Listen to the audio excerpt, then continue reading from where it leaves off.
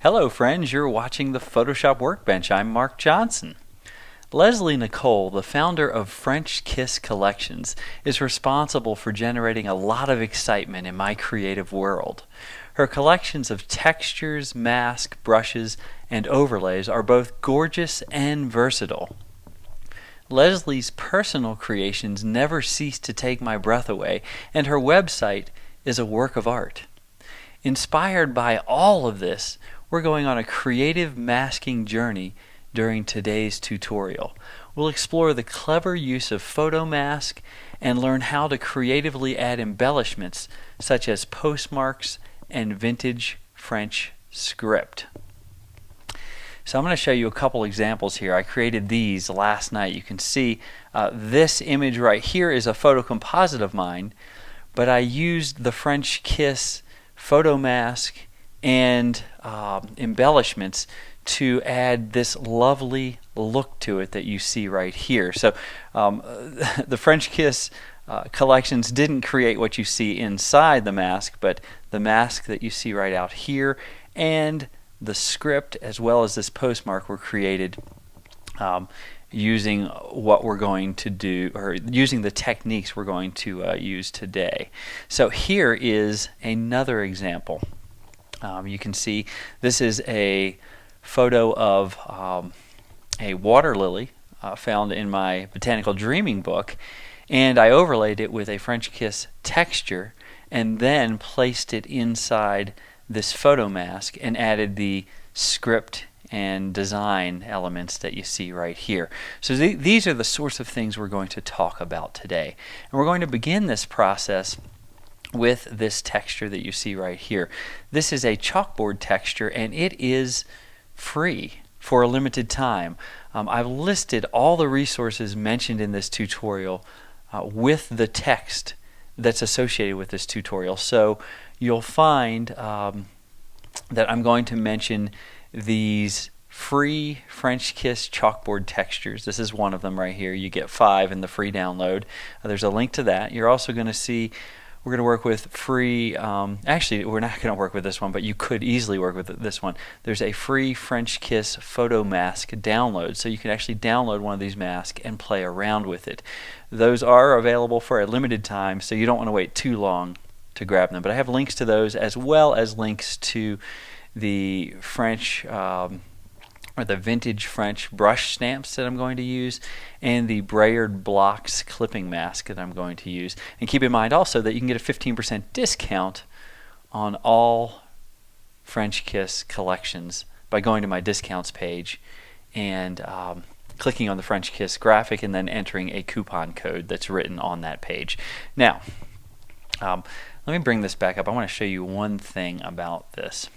Something that makes this technique work really well is that if you have a subject that is prominent in the center or near the center of your image, and then you have a lot of negative space around that subject. Negative space, think of it as less essential elements. It could be like the bokeh blur around something, or it could be just some colorful tissue paper around the main subject. But by having lots of negative space, it's going to be okay when this photo mask comes in and clips off the edges of the photo. If you had an essential subject right here at the edge, then you'd run into problems because this mask would clip into your essential subject. Also, it's helpful to have this negative space because we're going to need to expand the photo out in order to add the embellishments that you see right here. So your photo really needs to extend beyond the edges of this photo mask. So we're working with this chalkboard texture.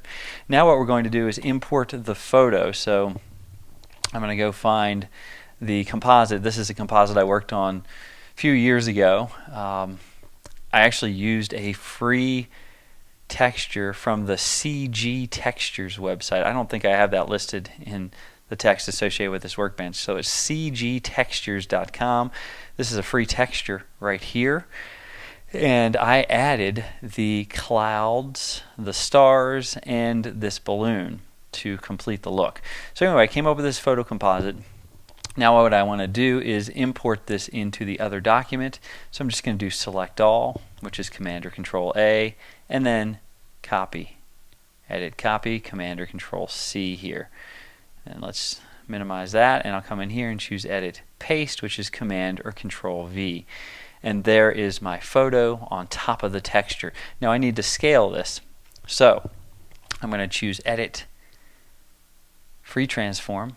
And if you want to see the handles, what you can do is tap Command or Control 0, and it will automatically, I didn't do that right here, but if you tap Command or Control 0, it's going to show you your handles just like this, so that you can scale your image. And I'm holding the Shift key as I do this because I want to scale proportionately, meaning I don't want to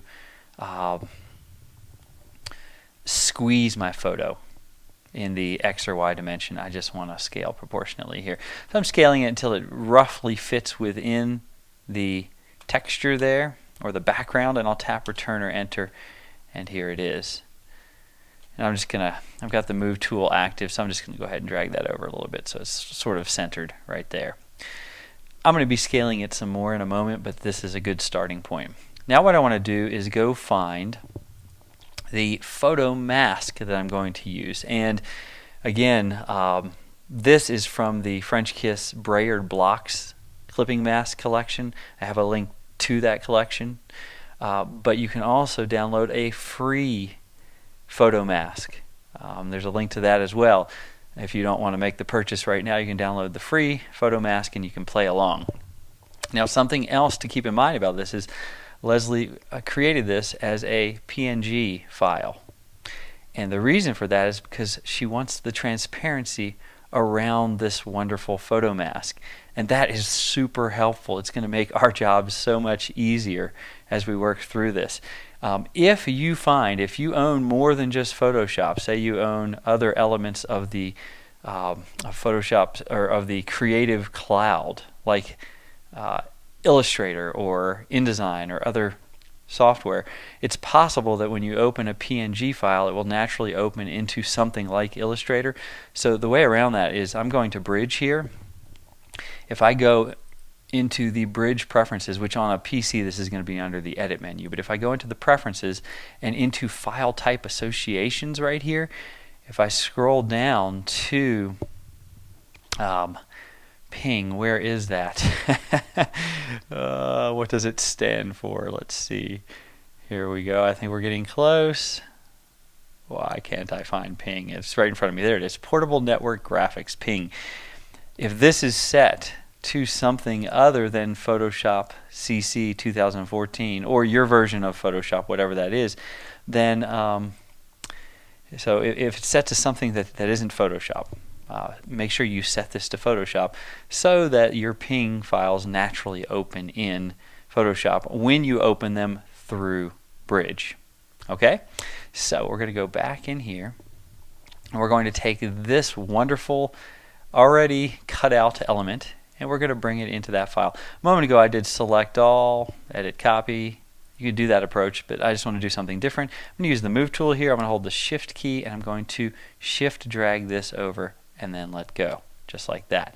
Now, if you are working with tabbed document viewing in Photoshop, what you're going to do is you're going to hold that Shift key and you're going to drag this up to the other tab, the tab of this chalkboard document, and then you're going to drag it down. That's going to make the chalkboard document active, and you're going to drag it down onto the chalkboard document and let go. So it's just kind of one extra step if you're doing tab viewing, which is the default behavior in Photoshop. All right, now I want to swap these two around. I want my my photo above the mask, so I'm going to drag this layer up to the top so that the photo is on the top. Now if I want this photo to clip into this mask, because the mask already has transparent areas, all I have to do is create a clipping mask, and I can do that by choosing Layer, Create Clipping Mask, or the fast approach is hold down Option on the Mac, Alt on the PC, and click on this line right here. It will clip your image into the mask just like that. Now, I want my mask and my photo to be smaller, so I'm going to go to the mask layer here, and I'm going to choose Edit, Free Transform, or Command or Control T. Alright, and remember, Command or Control 0 will show you your handles if you can't see them. I'm going to hold Shift and Option this time, Shift and Alt on the PC, and I can scale this down to a smaller size. The reason I'm doing this is because I'm going to add some embellishments on the exterior of this, so I don't want it to fill the whole document. So I'll tap Return or Enter, commit that. Now I'm going to go to my photo, which is looking pretty good here actually. If I want to scale that, I can press Command or Control T, and I can bring it down with Shift Option or Shift Alt as well. Shift constrains the proportions, adding in Option or Alt means it scales right into the center there. And it looks like I don't want to do very much with that. Go with something like this, tap Return or Enter. So you can scale these independently. You're clipped into this photo mask, so you've already got this awesome looking edge, and it looks great on top of this chalkboard texture or whatever texture you choose. Now what I want to do is start adding the embellishments. So I'm going to go here to the brush tool, and in the brush preset picker here, I'm going to go over to the flyout menu and choose Load Brushes. Now, I have already downloaded the Vintage French brushes number 2. They're already downloaded. I'm going to work with those. I have a link to those, and the page where you'll see those, you're going to see a bunch of other awesome stamps and embellishments as well, so you can choose what you like. But I'm going to go here with French Brushes 2 and click Open, and it's going to add those brushes here at the base of this brush preset picker. So they're listed right here at this point.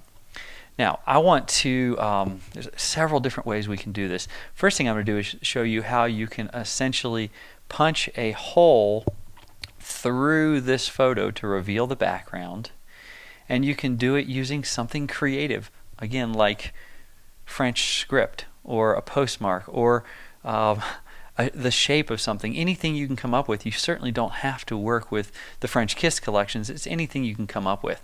So with this photo layer active, I'm going to click right here on the front loading washer to add a mask. Now with the brush tool active, I want to set black as the foreground, so I can click here to get my default colors and click here to exchange them, or you can press D for default, X to exchange, and then I'll come up here and I want to find some script to work with. Okay, so I'll go with this one right here, French Kiss Vintage French 1941. And you'll see it's kind of big. It's nice and high res, which is wonderful. I'm going to scale it down using the left bracket key, and I'm going to bring it in right, I think, maybe right in to this region here, kind of just at the very base of this balloon. Okay, and I'm going to click. And you can see what it did there. It didn't actually apply black paint to the photo. It punched a hole through the photo, revealing the background below. So working on the mask with black paint, and in this case black paint that is being applied in the shape of this wonderful text that we have right here, it looks like this, you see? So I laid that down, and that's actually a hole through the photo to reveal the background below. Pretty awesome that you can do that.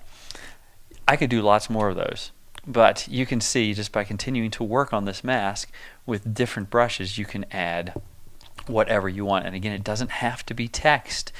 Be creative here. It can be anything that you can load into a brush. And I have a Photoshop Workbench tutorial on my website where I talk about making custom brushes. Alright, so now what I want to do here is actually add embellishments outside of this. And I can't do those using this mask. So the trick to this is to take this layer and duplicate it with Command or Control J. So I've duplicated the photo layer. I want to go to the mask here, and I want to fill it with black. So you can always choose Edit, Fill, and you can fill with black. Okay, that's the menu approach. I prefer using the keyboard shortcut. If black is my foreground right now, I can press Option Delete on the Mac or Alt Backspace on the PC, and as long as the mask is active, it will fill this mask with black, which temporarily hides this layer. Alright, so it's hidden, can't see it until we start adding our embellishments. Alright, now what we want to do here is I want to show you how you can unlink the mask from the photo and why. If you click right here on this chain link, you can now activate the photo itself, and you can scale it. And if you have lots of negative space around your main subject, there's going to be no problem with scaling this. And the reason you want to do it is because essentially, and I'm going to turn off this mask by holding the Shift key. Okay, so I held the Shift key and clicked on the mask to turn it off temporarily. I want the blue part of this photo to extend all the way out to the edges, because that way, or actually all the way out to the edges out here, that way when I come in and start stamping on this mask, so I have my external embellishments, they're going to be embellishing with this wonderful blue that you see out here in the clouds. They're not going to be embellishing with this white that you see here. So I want to extend this out. So with the photo active and unlinked from the mask, press Command or Control T, and then hold Shift and Option and scale it on up. And in this case, I'm actually going to let go of Shift and Option, and I'm just going to drag. So I kind of want this to fill the areas out here as much as possible, kind of like that. And again, this is going to work because these areas out here are negative space, which is kind of critical to making this all work out.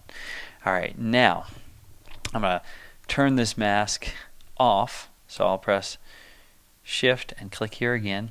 Alright, so once again we're looking at a black filled mask, which means we've hidden this photo altogether.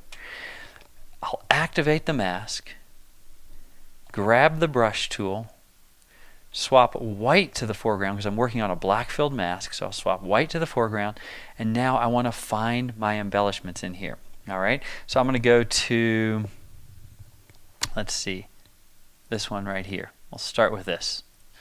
Alright, I'll make it smaller using the left bracket key. Bigger is the right bracket key, but you don't want to go too much bigger when you're working with something like this text or this script.